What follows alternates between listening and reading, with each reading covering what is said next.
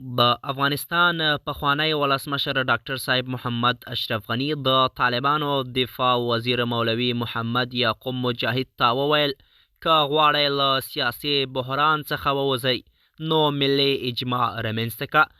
د افغانستان پخوانی ولسمشر ډاکټر صاحب محمد اشرف غني وویل ټول ګوندونه راسره جمع کړه او ملي اجماع رامنځته کړه.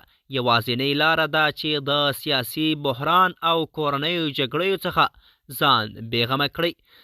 د افغانستان پخوانی ولسمشر ډاکټر صاحب محمد اشرف غني چې د جمهوري نظام نسکور شو نو عربي اماراتو ته ولاړ او هلته میشت شو. د حقیقت چینل درنو کتونکو سلام، ستړي مشئ، وخت مو په خیر. په دې هیله چې روغ او جوړ واوسئ. د افغانستان پخوانی ولسمشر ډاکټر صاحب محمد اشرف غني د طالبانو دفاع وزیر مولوي محمد یعقوب مجاهد څخه وغوښتل چې ملي اجماع رامنځته کړي ترڅو افغانستان له سیاسي بحران او کورنیو جنګونو څخه ووځي.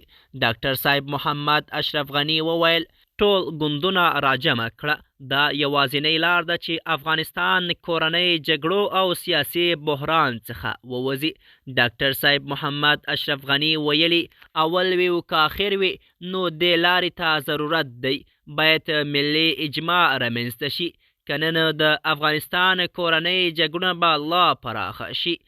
د حقیقت چینل درنو کتونکو زموږ د نن ورځې چمتو شوی خبر تر همدې ځای و. تر بیا مو په الله سپارم.